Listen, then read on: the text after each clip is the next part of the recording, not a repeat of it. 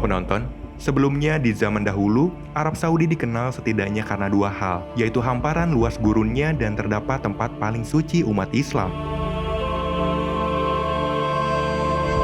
Orang Arab Saudi sendiri sebagian besar adalah pengembara. Perekonomian negara itu ditopang oleh pendapatan pariwisata dari umat Islam yang pergi ke tempat suci kota Mekah.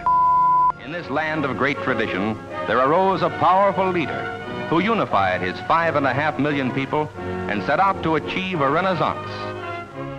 Negara yang didirikan oleh Raja Abdul Aziz Al Saud pada 1932 ini secara geografis berada di posisi yang kurang menguntungkan. Seluruh wilayahnya didominasi gurun yang kering kerontang.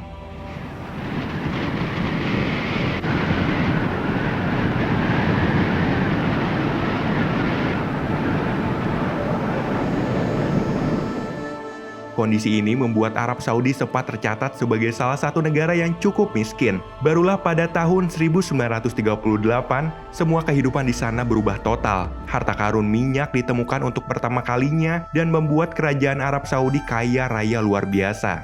Pencarian minyak ini bisa dikatakan sangat penting karena terkait keberlangsungan negara Arab. Pada tahun 1930, terdapat 100.000 peziarah. 3 tahun kemudian, secara berturut-turut hanya terdapat 20.000 peziarah. Akibatnya, Saudi pun harus memutar otak dengan mencari sumber penghasilan lain. Dan eksplorasi minyak adalah harapan satu-satunya. Pencarian minyak ini sesungguhnya dimulai pada tahun 1933. Tim geologi Amerika Serikat yang dipimpin oleh Max Steinich dikirim untuk melakukan pengeboran dibantu oleh penduduk lokal yang paham kondisi tanah Arab bernama Hamis bin Rimtan. Namun setelah beberapa tahun hasilnya lagi-lagi nihil. Tepatnya pada 3 Maret 1938, para ahli geologi yang melakukan pengeboran berhasil menemukan ladang minyak di Arab Saudi untuk pertama kalinya. And then, at Dammam, it happened. Oil in commercial quantities had been brought in after 3 long, discouraging years. Temuan ini juga berhasil mencatatkan rekor sebagai ladang minyak mentah terbesar di dunia saat itu. Sekaligus meyakinkan para peneliti bahwa masih banyak ladang minyak lainnya yang belum ditemukan. Sejak saat itu, Raja tidak lagi mengandalkan penghasilan dari para peziarah yang pergi ke Mekah.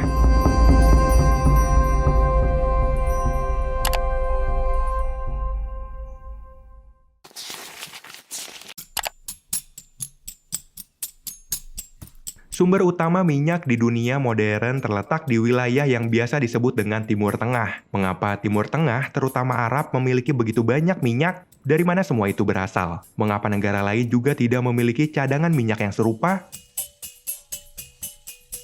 Teori yang paling populer mengapa Timur Tengah syarat dengan minyak adalah bahwa wilayah itu bukan gurun yang luas sepanjang waktu. Para ilmuwan mengatakan bahwa 100 juta tahun yang lalu, daerah Arab adalah hamparan air yang sangat besar yang dikenal sebagai Lautan Tetis. Laut Tetis disebut juga Samudra Tetis atau Samudra Neotetis, merupakan perairan air asin tropis yang ada sejak akhir era Paleozoikum hingga era Kenozoikum. Sungai-sungai yang mengalir ke lautan ini syarat dengan nutrisi yang mengarah pada kondisi yang kondusif bagi beragam kehidupan mikroskopis di dalam air. Kondisi ini mengakibatkan miliaran makhluk laut yang sangat kecil berenang hilir mudik. Ganggang, bakteri, dan apapun yang muncul dari alam akhirnya berkumpul dan terkubur di dasar laut dalam lapisan tebal yang tumbuh hingga bermil-mil dalamnya. Mayat makhluk air yang terkubur itu kemudian berubah menjadi minyak. Saat tanah di kawasan Timur Tengah naik akibat aktivitas tektonik, perairan Tetis surut. Yang tersisa di tempatnya adalah gurun pasir Timur Tengah yang kering yang di bawahnya mengandung harta karun minyak yang luar biasa.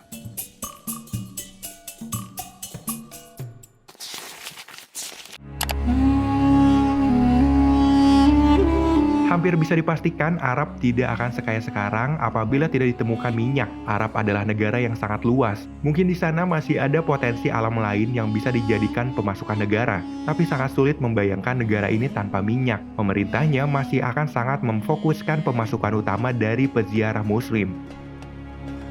Jika memang minyak tidak pernah ditemukan di Arab setidaknya sampai saat ini, mungkin bisa dibilang tahun-tahun pandemi akan menyebabkan Arab bangkrut karena tidak ada umat Islam yang berziarah ke Tanah Suci.